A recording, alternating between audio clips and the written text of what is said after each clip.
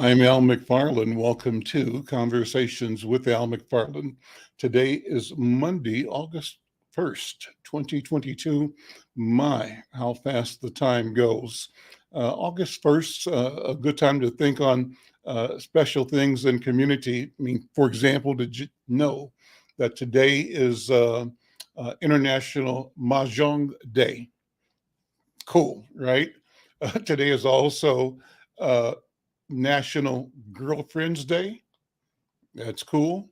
August 1st is also National Minority Donor Awareness Day. It's also National Raspberry Cream Pie Day. That's a lot. Last one. A good way to begin the program, a little smile. It's also, this is not funny, it's right. It's righteous. Today is National Respect for Parents Day. And that's something that all of us can subscribe to and support and live with. I'm Al McFarlane. I'm your host, and I'm glad to be here with my co-host and partners, Diana Hawkins and Dee Phillips. Diana and Dee are with the Hawthorne Neighborhood Council and join me every Monday, help me curate the program every Monday. And I appreciate them, their leadership, and their service to community through the Hawthorne Neighborhood Council. Diana, Dee, good afternoon, guys. How are you both today? Hey, how you doing, Al? It's Monday again. It's a nice day out there. The weather's not too hot, But I have to say this, tomorrow is National Night Out. Mm. And that's a night where you're supposed to get with your neighbors and fellowship and just, feel that vibe, family vibe. So to everyone that's listening, I am truly encouraging you to find a block club party, a national night out party, and just really come together with your neighbors. So I mean that's my great plug today, Al, instead of the wrongs clubs. Well, we got some stuff coming up this week too, or this month for Hawthorne, right? Yes, And sir. what are our two big dates for Hawthorne? We have National Night Out coming up tomorrow. And just so people know, the first 50 kids that come to the Hawthorne office, 2944 Emerson, we're giving away backpacks and they have school supplies in them. And then at the end of August, we are joining Mr. Tito Wilson down on Broadway for his Healthy Life and the other coalition. So that's going to be exciting. Okay. And I'm interested, and I'm very, very pleased to let you know that this Thursday, when you present the huddle, it will be 26 years old. Amazing. Yes. Awesome. Well, good work. Yes. So Thursday morning, 7:30. Yes. To 9, Hawthorne Huddle. Yes. And mark your calendars. Join it. It's an exercise, a reflection of what it means to be in community. We call the Monday program governance at the neighborhood level, and the Hawthorne Huddle is simply representative of that idea. So please join us on Thursday. Today's program is going to be a great program. I want to also acknowledge my writing partner, Brenda Lyle-Gray, who writes from her home in New Mexico. Brenda, how you doing? Good afternoon. You look brighter, Dee. They added light to you. You look good on camera. Oh, no, I don't, but thank you. Good to see you, Brenda. How's everything? How's your weekend? We're doing okay. Just writing. Okay. Just good. writing. Keep it up. Thank you. Listen, today we've got a great program with another one of the candidates for Hennepin County Sheriff, and then another friend and stakeholder in developing and building community. Joe Banks is going to be joining us to talk about his candidacy for Hennepin County Sheriff, first of all. Then after that, we're going to bring in Pat Sukum, who will talk about his work with big brothers and big sisters. And as we talk, Pat, you can also monitor this in the chat. And if there's something that you want to throw into the conversation with Joe, we'll bring you in earlier. Okay, so it's kind of always open, unscripted, and it's friendly. Our intent is to elevate, to promote, to demonstrate what constructive engagement is. So with that, let me bring in Joe Banks. Joe Banks, if I have the right bio pull up here, worked for the Lower Sioux Police Department. Is that you, Joe? Is that the right one? Correct. Worked for the Lower Sioux Police Department and became the first African-American police officer hired by the department. He went on to become a police chief at the Upper Sioux Police Department and served as the chief of the city of Morton. Let's see, pull the rest of it up. Morton is south or north? Southwest. Southwest, not Minnesota though. Yes, Minnesota. It's southwest of the cities. Morton is Jackpot Junction, Minnesota's first casino, right? So the Lower Sioux Indian tribe is how Mystic Lake came to be. Lower Sioux. Okay, got it. Okay. Well, your notes indicate that you're the co-founder of two nonprofits. One is called Twin Cities Recovery Project, and that is a project that is designed to support pathways to recovery. You've also created a group called Black Butterfly, which tries to assist young women of color who experience the criminal justice system getting their lives stabilized and back on track. So you're familiar with the challenges and the opportunities. Your notes say that you started your career in South suburban Illinois as a police explorer with the Boy Scouts of America, that you were a Marine, joining the Marine Reserves, and then you returned after your service to begin your career as a law enforcement officer, as a police dispatcher, and then later a part-time police officer.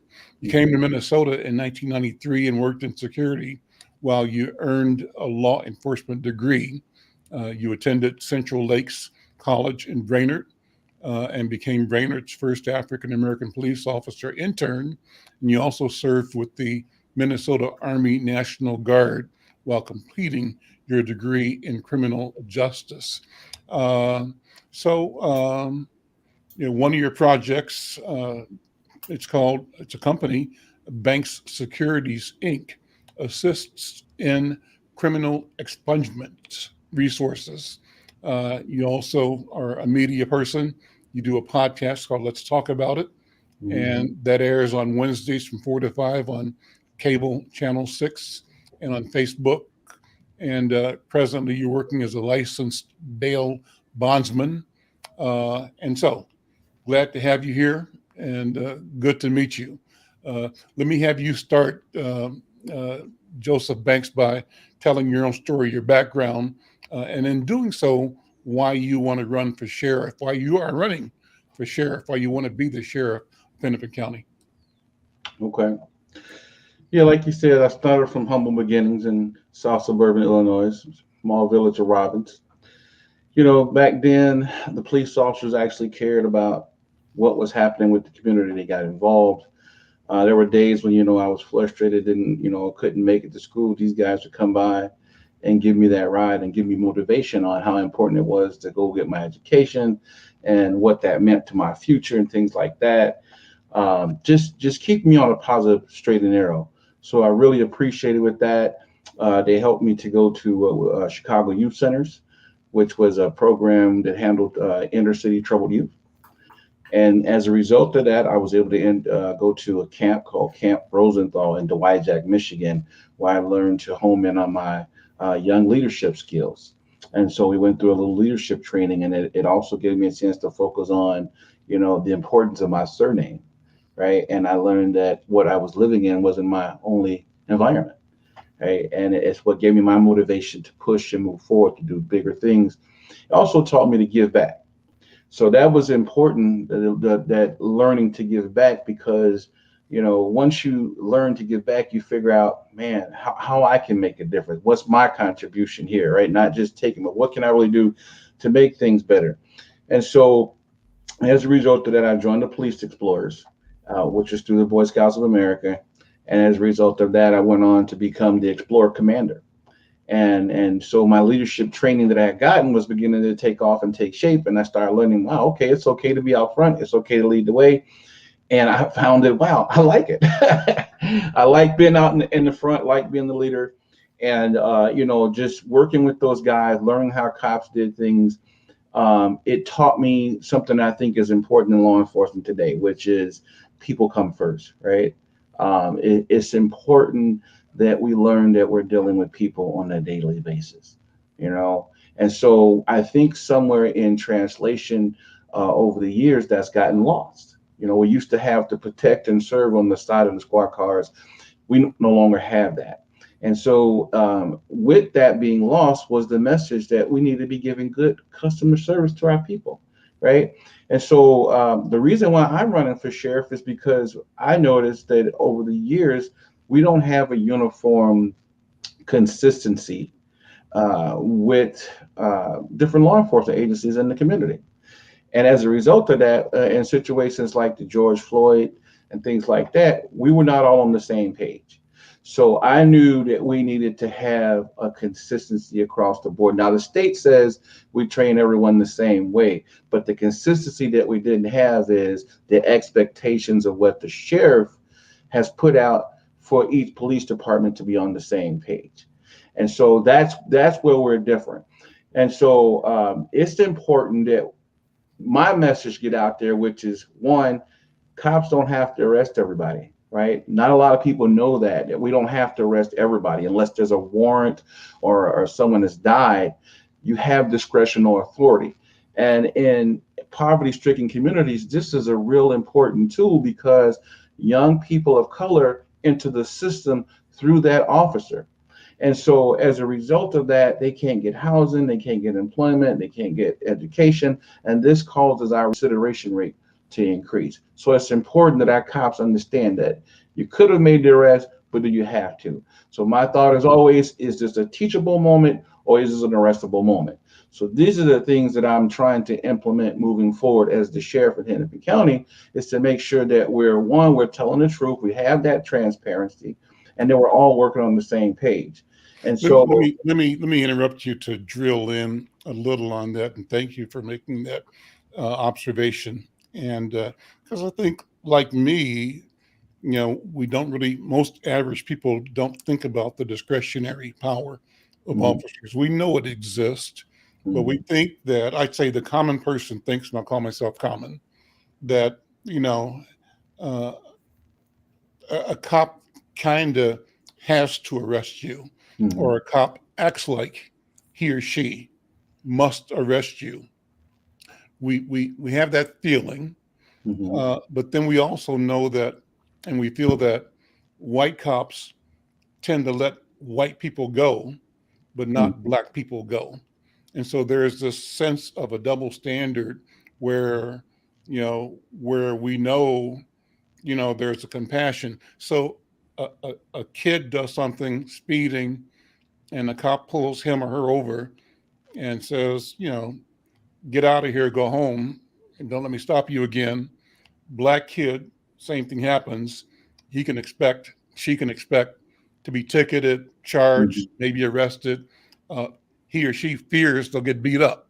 So there's a whole different range. So talk about that more, because I'm glad to hear you say and talk about discretions that officers have, that they're not forced to just because there's a warrant. Right. They have to arrest you. Or does it?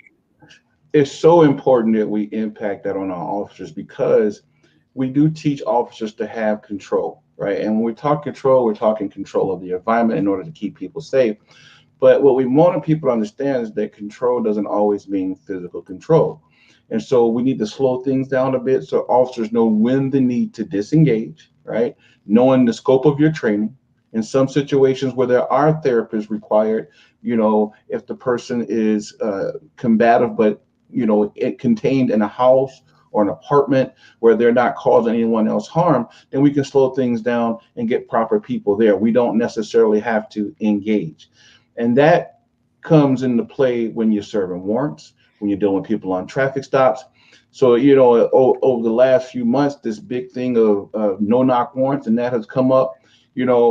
my philosophy applies in all of those situations, because when you think knock or no knock warrant, we still have to give people time to acknowledge our presence, right? That means that I need to slow things down. I get to control things because I'm here, right? And so I get to give people information, knock on the door, say, hey, announce my presence, give them a chance to acknowledge my presence, to decide if they want to come out, if they want to surrender. I can also give verbal commands and allow them to come to me, because outside is where I have the advantage. Entering those situations unnecessarily creates situations where you do end up feeling threatened, because now you've closed the distance, right? And in that particular situation, in my opinion, the young man was asleep. Whether he had a gun or not didn't matter, because at that point he was in the house, he was asleep. He could have gone to sleep with that gun. He hadn't committed a crime. And as a result of that, we obviously was thinking that there was more than one location. So we got to treat that with kid gloves. Plus, we got to consider the totality of the people who live in other apartments who may be in that apartment. So things like that is where we impact on that. In terms of this discretion, let me ask a question again there. So in that case, is it a question when officers decide to move quickly in an intervention or in a search warrant or whatever? Is it because they want to make sure that either nobody inside is in danger of being held or held against their will, or because they don't want an escape? Or is it because they don't want evidence destroyed or tampered with? I mean, I can imagine my television knowledge saying that cops at the door flush the drugs down the toilet. Is that something that drives or motivates an officer to make sure that once he or she announces, he or she barges in to preserve any possible evidence? What is it? It's a little bit of both. When you look at the old training, which teaches us we need to rush, we need to get in there, and stop them from destroying the evidence. We need to, those things are the old trainings that we got, and those are the old methods that we're continuing to still use. What we should be looking at is, what exactly am I pursuing this person for? Okay. And what are the potential risks prior to going in there? We like to have a better understanding of the layout of the apartment, the layout of the house, who's coming and going from the house. Unless it's a situation where the person's in an active, aggressive assault, you have the time to do that homework, and that's important that you do that. And so once you have this information, then you decide, do we need to breach a person's door, right? Because we're here to serve a warrant. If we have the place surrounded properly, right? Once we've announced our presence, the person is now aware that we're on the property. Two things are going to happen, and we call that fight or flight, right? Either the person's going to say, okay, you know what, they got me, I'm surrendered, I'm coming peacefully, or they're going to decide, nope, you got to come in and get me. But you've given them that time to acknowledge your presence. You've taken that time to acknowledge the safety of people around there, and you've taken the most important thing into consideration, and that's the importance of life, right? We want to do our best to make sure that people survive our encounters, right? We're not saying that they won't make mistakes, they won't make bad choices. The goal is to use necessary force to keep them safe and still control the environment. And that's what we need to be doing. And that's what we haven't been doing.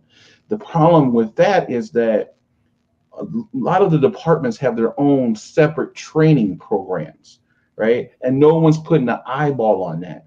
When you look at the sheriff is the top cop in the county. It's his responsibility to make sure that the departments are meeting those standards.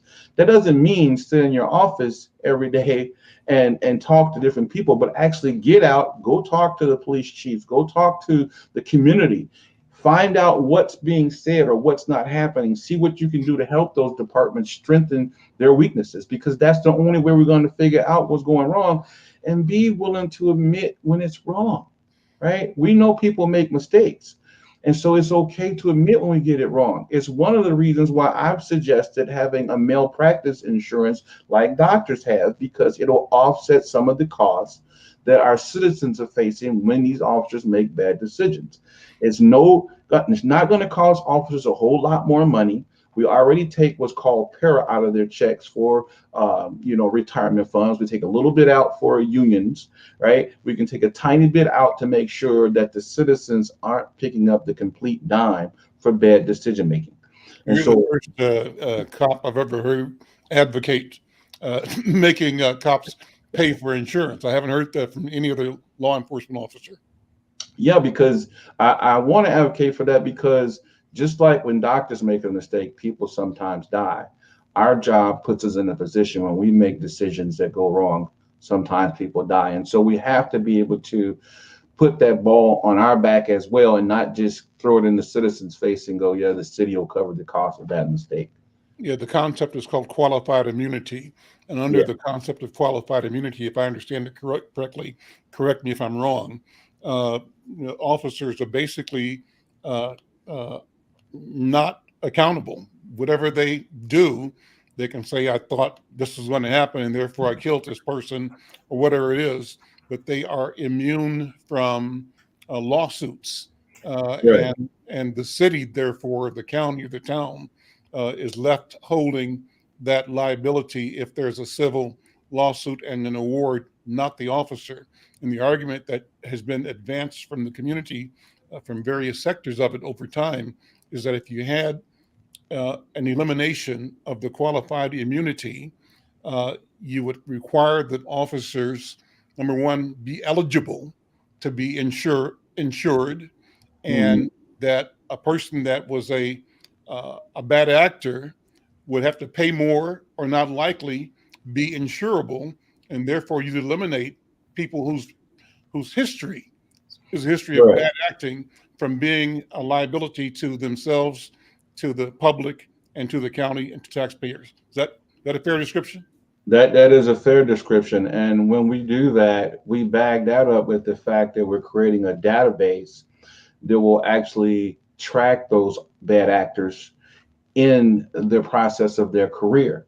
And so what this would allow us to do as the sheriff department is to see that information in real time, because it's getting reported directly from those departments.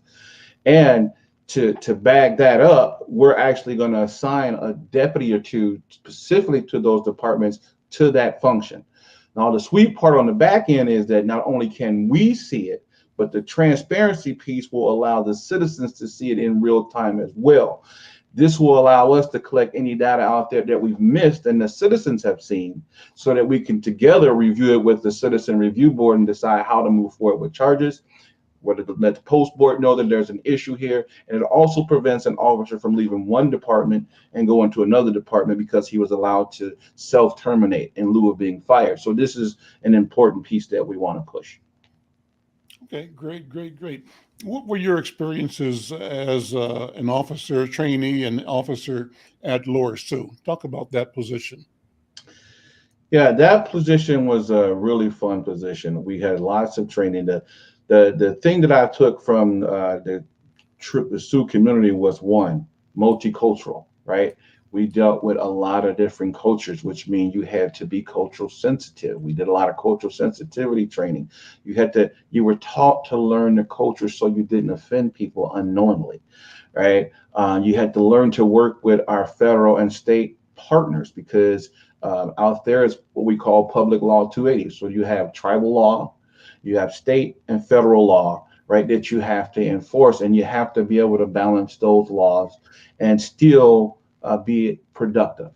So it was a lot of good training. We had a similar population to like Hennepin County, because we're constantly seeing tourists on a different basis every day. Uniquely enough, in the rural areas out there, a lot of people come out there thinking because it's so far out that they can get away with more. I can come out here and hide, I can do my dirt. And then they find out that we're a little bit more advanced in technology. And they go, oh, wait a minute, this wasn't necessarily the best choice for them, right? Because in the casinos, we have thousands of cameras, different angles. Squad cars were equipped with it. We were equipped with digital technology way before it started being mass used in the inner city. So a lot of our systems were automatically downloaded once we pulled into the department. It was already downloaded, so we didn't have to worry about an officer accessing or changing, video that may have been questionable.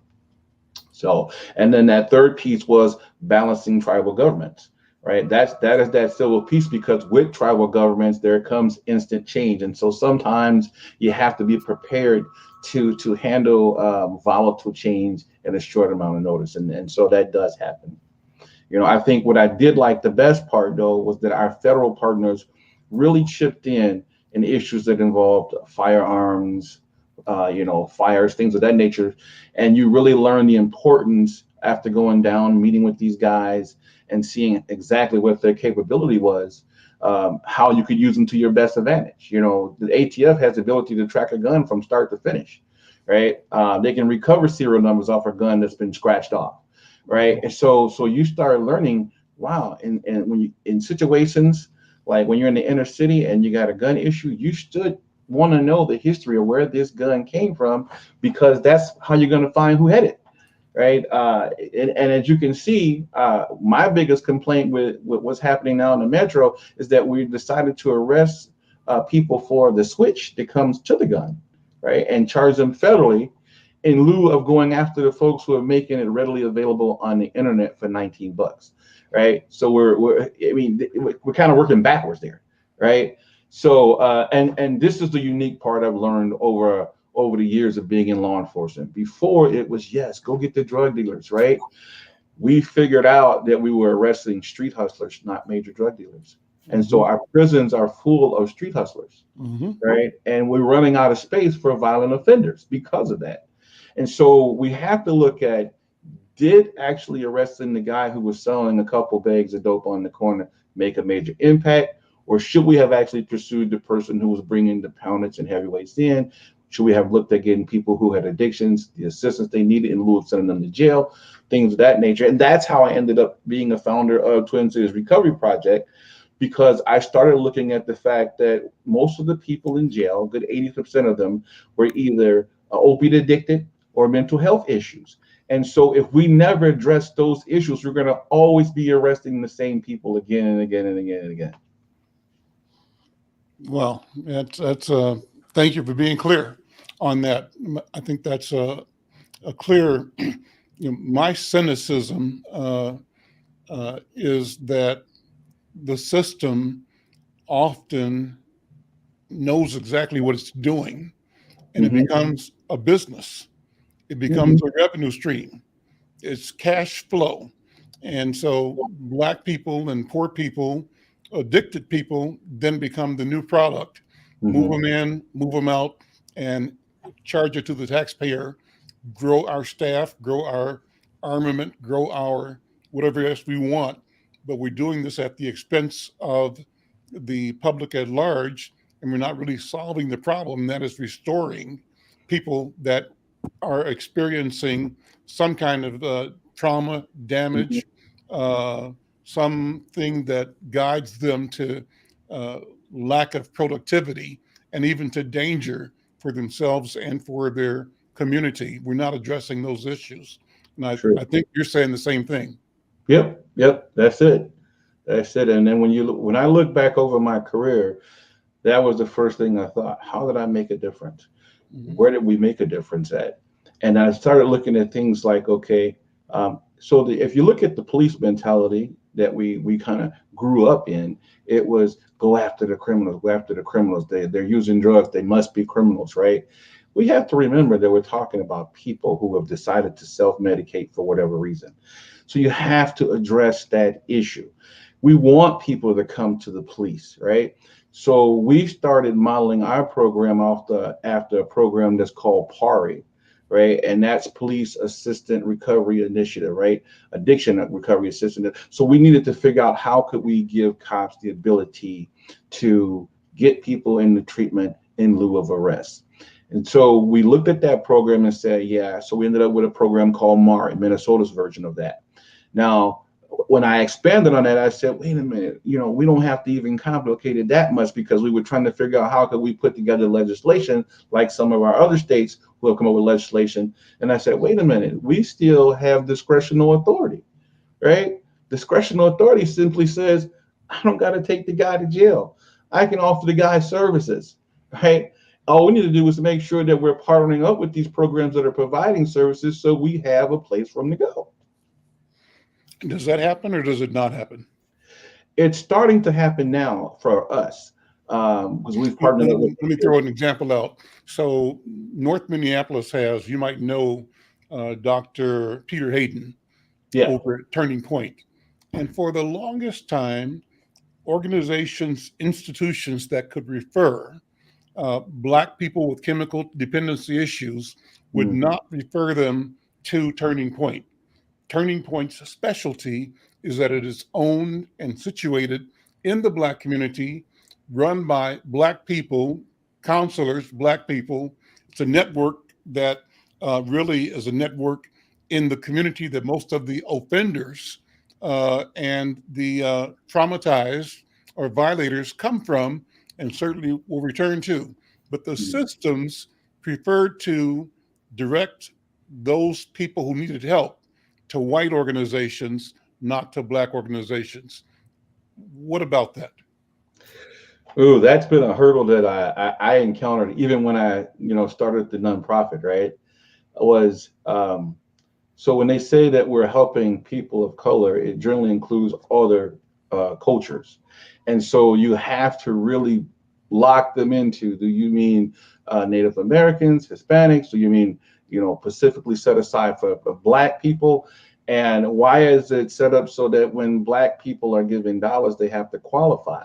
So these are the things that we encountered along the way. And so we started trying to figure out, okay, how can we bridge that gap? We partnered up with the Hazel and Betty Ford Foundation. One of the reasons was because they had received almost $2 million in money for opiate addiction, but we needed to qualify for it. And I said, well, this shouldn't happen. You know what I mean? We should have the ability to access this money for people who actually in need. And if dying in the community is not enough to qualify, I don't know what else is. So, when you look at this stuff in real time and you're out here, we do outreach in the community. We're out at these homeless encampments. We're out, we're doing partnerships with tiny houses to try to get people housing.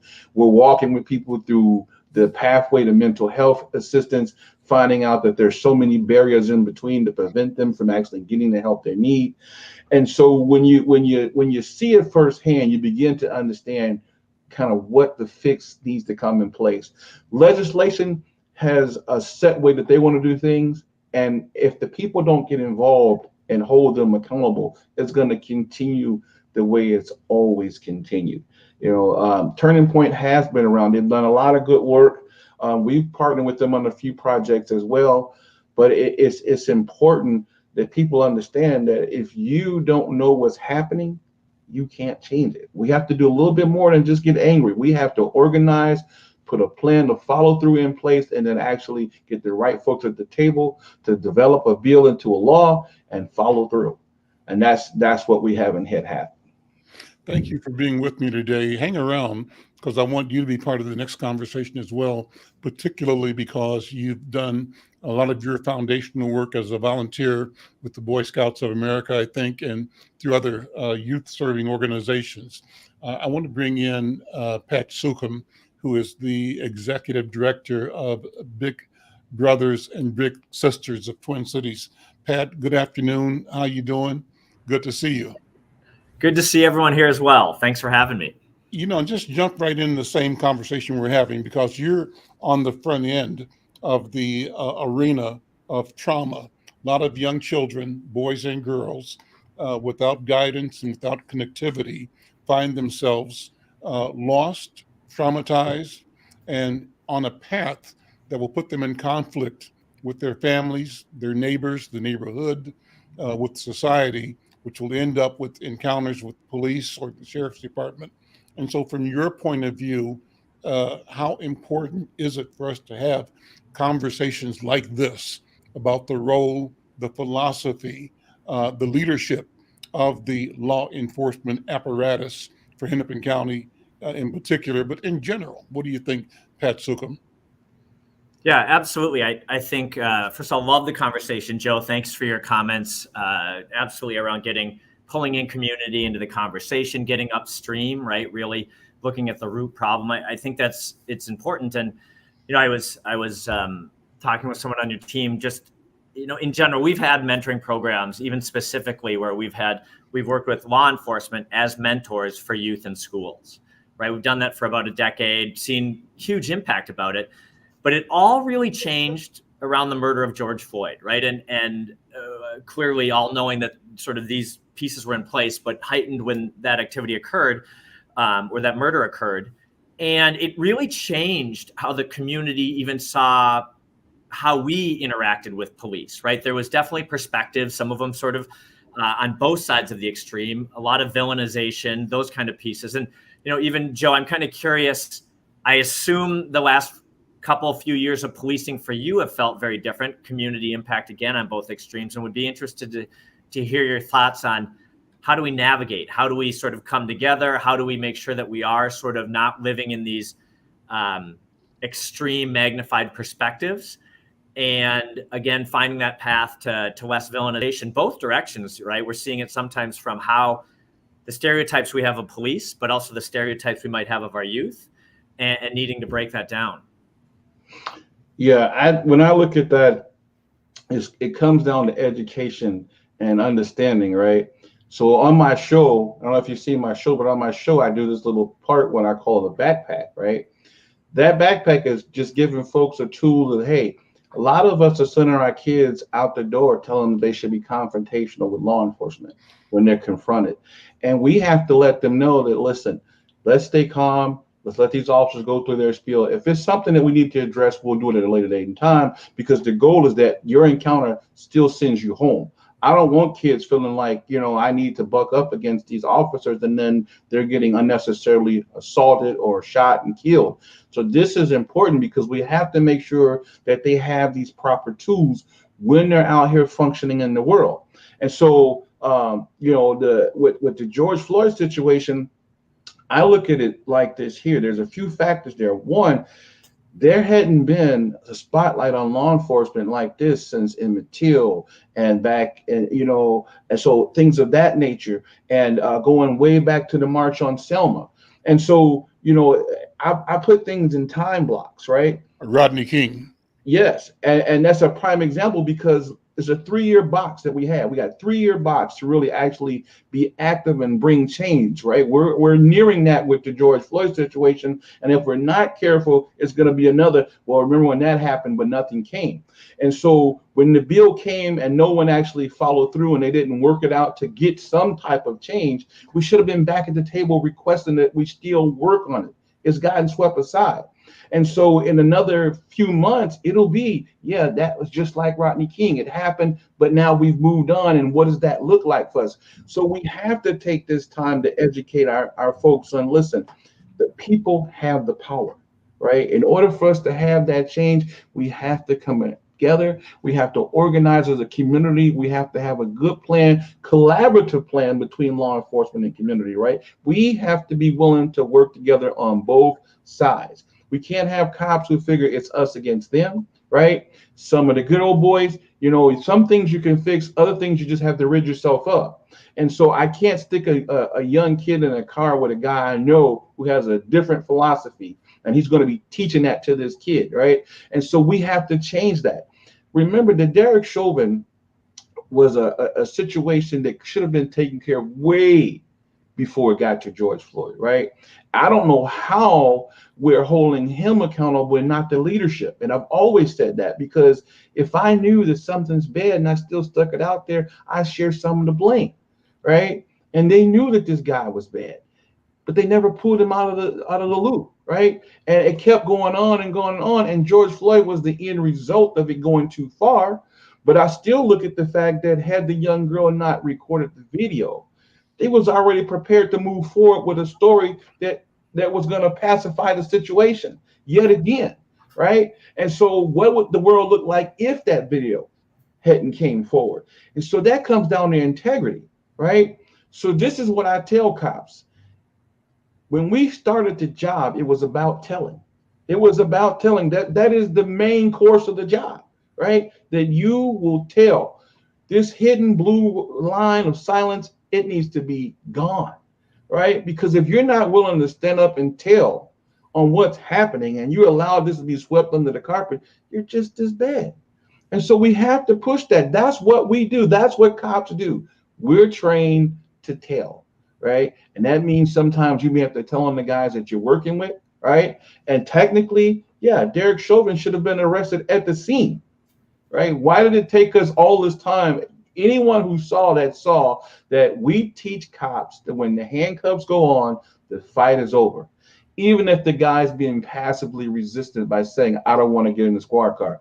If you think there's a medical need, let's get the paramedics here. It's okay for him to lean against the squad car. What is the rush to get him in the car? So we have to look at what we're doing, right? So I'm always telling cops, do your best to make sure things are better when you left than they were when you got there, right? Did you come to work today wanting to make things better? Right? Because you have some officers who are out there trolling, but do you really want to make a positive impact in the community? Yes, there are going to be situations where we have to respond quickly with some aggression in some cases. We're in a situation right now with gun violence being at an all-time high. So yes, there are going to be some situations where we have to take some people down and do what we have to do, but people still get their integrity. They still get their respect. And after we've dealt with that situation, we go back to showing them that same respect and dignity. That's how we. Pat, jump in back here. Thank you for the question, first of all. Joe, thank you for the response. This is really a fascinating exchange, and I think it makes for the best kind of program possible. So thanks to both of you guys. Pat, talk about your value proposition to boys and girls and to families with big brothers and big sisters, and how do you create a situation where these children and these families feel like they're equity owners in the governance of community, of their own lives, of society, and that they have a relationship that is proper, appropriate with law enforcement, but with electeds, with business owners, with teachers, with their friends, and with people downstream from them, where the whole is positive, productive, and nurturing, where healing is the both mission and byproduct of interaction. What do you do to make that happen at Big Brothers and Big Sisters? Yeah, no, I appreciate the question. I mean, so at the highest level, and I assume everyone's sort of familiar with Big Brothers, Big Sisters, we do mentoring, right? So we take youth, we match them with a volunteer adult. Clearly, we see the value and studies show, the increased resilience of having additional caring adults in your life for all youth. And so if you think about our program, it really is about building a relationship, right? I really like how Joe spoke to, we're trying to get upstream, right? We're trying to get to the root of this. So a lot of what our program does is it brings individuals together, right? It brings individuals sometimes from different worlds. Yeah, there's my little brother. We were at the Metrodome, if everyone remembers that place, in 1998 when we met. Still hugely impactful in my life. Still a big part of my life. He was best man in my wedding, right? These are the kind of relationships that we're looking to create. And they don't all last. Ours has lasted 24 years and ongoing. They don't all last like that, but it's about creating an arc to a story, right? Making sure there's impact. And it starts, like you would expect. You're showing up.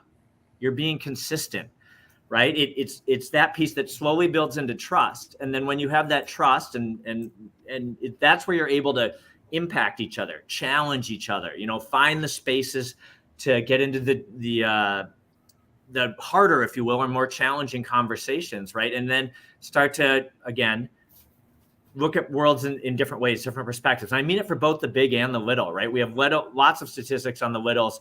Littles in our program skip school less substance abuse, are arrested at a lower rate, right? Higher graduation rate. But we have the statistics for our bigs as well, right? 80% feeling more connected to their community, feeling that they're, learning different experiences, especially when we talk around inclusion, right? When we talk about ultimately compassion and perspective, right? Over 50% of bigs saying being a mentor helps with my mental health, right? So we want to make sure we're creating a structure where it's going both ways, right? It wasn't about me saving Derek, my little, in 1998. It's really about being able to go in and learn community and perspective. And then to Joe's point, how that builds, right? Gets out of our heads of these stereotypes and these extreme perspectives we have, and they are just enforced in today's society, in social media, what have you, and really getting to that bigger why. And so again, strongly built in this relationship, but you can see how once you have that trust created and you're creating relationships. I think about Derek, grew up on Broadway in Russell. Prior to meeting Derek, I'd probably been in North Minneapolis half a dozen times, right? I'm a Minnesota kid. Ended up spending every weekend there for the next decades of my life, as well as him spending time in my neighborhoods, right? And I think, again, this growth and this learning, and I just never would have had this relationship, these perspectives, again, this different sense of compassion without it. And that's really sort of the goal that we want to create in this arc to this story. Mm-hmm. Are kids getting a bad rep? Pat, what do you see with the children that show up looking for mentors and connections? The sense I have is that it's a part of our community that says kids are out of control, and they look at the aberrations as the norm. What's the aberration?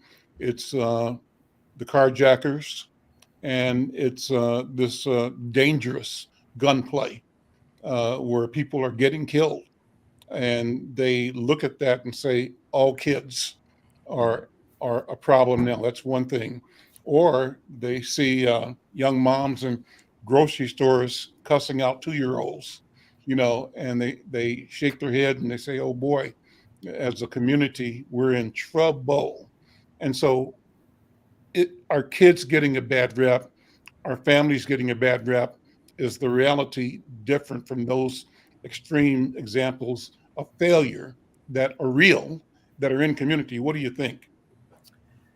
Yeah, I think it's actually something we struggle with. We're working through. I mean, I think it's, again, these sort of extreme perspectives, right, that we talked about, and you're hitting on just another element of it.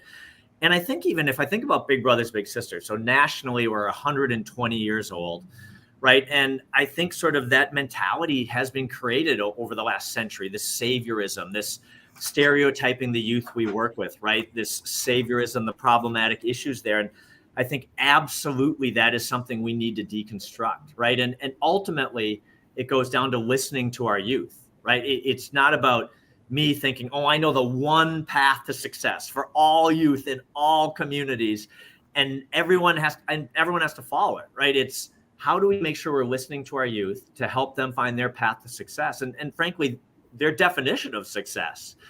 And so I think that's a lot of the work we are engaging in, is how do we make sure to include that voice in our program? Because I do think inherently we're creating this saviorism mentality. I actually think, Al, you put it really well. It's as the leader of this organization, absolutely, I want people to support us, to help us, to donate to us, to volunteer in a greater sense. But we have to move away from this idea that it's the right thing to do. And don't get me wrong, it is the right thing to do. But it goes beyond that, and it's really how we're investing in our community, because it impacts all of us, right? It's not me helping somebody over there that I'm never going to see again, that I've stereotyped in this certain way that I would never be a part of, right? It's really saying how we're investing to say, when you invest in youth, all youth, what are you doing to build resiliency, build stronger families, build stronger and safer communities, build more diverse and stronger workforces, right? We work with many large corporations and industries, and we want them to know, how many bigs and littles you have in your company already, and how many more that can come and be stronger employees, right? This impacts you directly. And we want to make sure that we're creating that tie around the investment you put in, not just dollars. Again, you're throwing over a fence or volunteers hours to save someone. It has a direct impact on you and your larger world around you. Any questions from Diana or Brenda or Dee of either Pat or of Joe? Any questions or comments? Go ahead, Diana. Pat, I just want to throw this out there. What you said is really, really true. Because I want to go back, and Al, if you remember back in the early 2000s when we were mentoring, we were not only mentoring Pat youth, but we did a buddy system and we mentored elders and we put them together. You remember that, Al? So what you said is so true. It's not about the dollars. It's about that passion and what did you have to offer, you know what I mean, to one another. So thank you for saying that. Dee, any thoughts or comments or questions? Brenda? Dee? Brenda? I just wanted to ask Joe. I live in New Mexico, so I know very little about Minnesota law, but has the training for incoming police officers, young cadets, has it changed any, becoming more culturally relevant to what's going on today, and especially in the aftermath of the televised execution of George Floyd? So in my experience, what I've seen so far is the dial has moved, but not much, right? We're guilty of pretending that we're changing, buying time, right? We're not actually moving the dial because we don't want to make people mad, right? Here, what we have is the reason why I'm running independently is for that reason, because we have people who are afraid that if they make real changes, they're going to lose their jobs, right? And I think in order for you to make real change, you got to be willing to lose your job, because it's not going to just happen with suggestions. A prime example, our large police departments in the state require that the cops go through a completely separate academy, even after they've already met the state standards, right? This is costing the cities a lot of money. In a lot of cases, we're washing out cops through personal injury, physical injury, while trying to continue on. And then the process of actually getting them trained where they need to be could have been limited to maybe 2 weeks or 3 weeks of in-departmental training, because the job requires continued education. So do we really need to send them to a separate academy and teach them, quote unquote, how we do things in that department? It's almost a hazing phase, right? And so we have to change that mentality. It has not changed over the years. And the sheriff department has not taken a closer look at what's going on. And we're not being honest about things. Prime example, we just had the Supreme Court say that Minneapolis needed to get their cop numbers up based on the population of people. Then how do we have a sheriff department that has 270 patrol deputies for a population of 1.3 million people, right? How effective are you? You can throw out the numbers and say, oh yeah, we got 800 employees. We're talking about clerks and inner correction deputies. But in terms of actually bagging up the cops, what are your real capability of doing that when you don't have the manpower, when you haven't actually budgeted it with the commissioners what we really need to be effective in the community? You know, we're paying the state patrol $400,000 for something that they're supposed to have already budgeted for, right? Why are we giving you extra money? The city of Minneapolis, the county of Hennepin sits in the state of Minnesota, right? Just last December, the governor said that we didn't have the ability to have troopers inside the city of Minneapolis. What's changed, right? We figured out a way to come up with money. I mean, we have to have the sheriff buy in at the table, making these changes when it comes to officer training, officer education, and collaboration between the community. The community should have a buy-in. What's the difference in the job, Joe, of the sheriff's department and the police department? Where are they distinct and different, and where do they overlap? So the way I tell people is this: the sheriff is responsible for safety in the county, whether you got a police department or not, right? The police is a caveat for the sheriff, right? Because that means that they're working technically under the sheriff's authority with the systems of the city so that they can handle things more efficiently and more effectively, right? But they still fall under the sheriff department. The sheriff, if you look at smaller counties, the sheriff and the patrol deputies work side by side, right?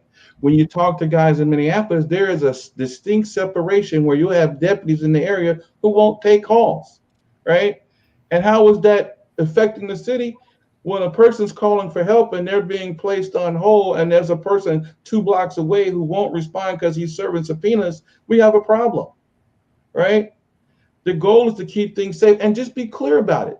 When we were talking about defunding the police department in the city of Minneapolis, had they actually did that, they were going to have less control of what happened in the city, not more, because the sheriff doesn't answer to the city of Minneapolis, right? And so they would have had less say in what happened. There was still going to be law enforcement in the city, but the sheriff never came out and said that, right? He never came out and told people, you're still going to be safe. I'm still responsible to make sure you're safe. And here's our plan to keep you safe while this is happening. He never said that.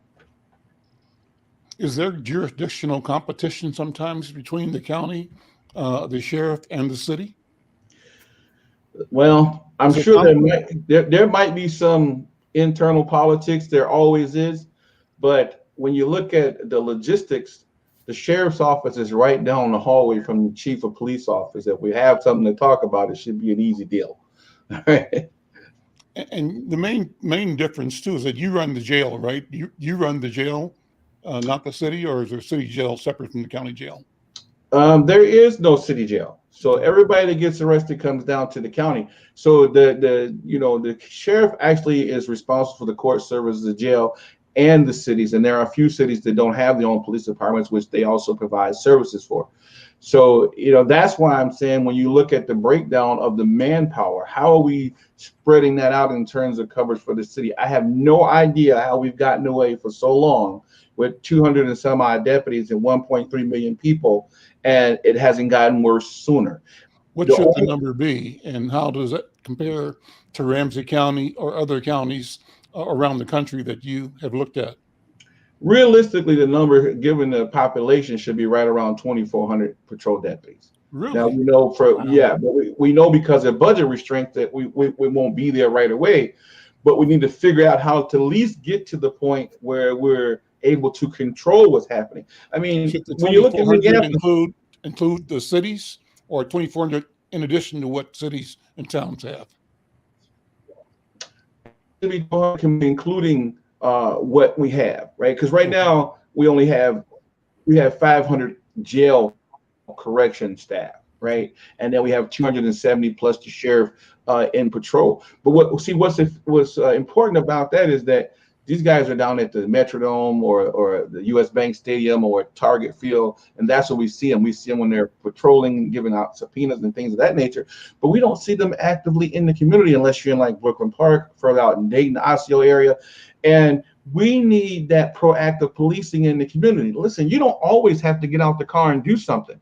But if people constantly see different squad cars coming, they know to think twice about doing something. It's that proactive that we need to have out there. And most importantly, I'm always preaching to cops, get out and meet the people. Park the car, go meet the people. And then and work with the city to figure things out. Now we know that losing the 3rd precinct was devastating. It was a turning point in what was happening that day, right? But how important is it now to secure that police department and open it back up, right? And most importantly, my pet peeve has always been about the 3rd precinct is that, listen, I'm up and down that block all the time. I see people laying on the ground in hot weather, sun, cold. I see cops riding past in squad cars, windows up. They don't even stop to make sure that people are okay. You have to have compassion for the people. You don't have to be a police officer to care whether somebody's laying there dead or not, or if they need water. You just have to be a person, and we have to be more personable to do this job.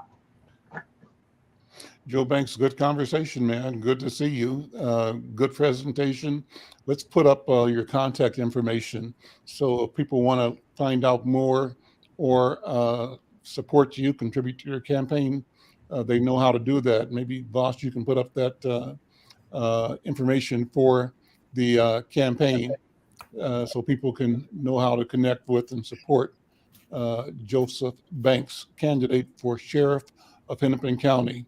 And I want to also thank Pat Sukum for your work with Big Brothers and Big Sisters. Thank you for your presentation, your excellent presentation today, for the energy, the empathy, the vibe that you're presenting in creating value for relationships between younger people and older people to create the kind of community that we all want.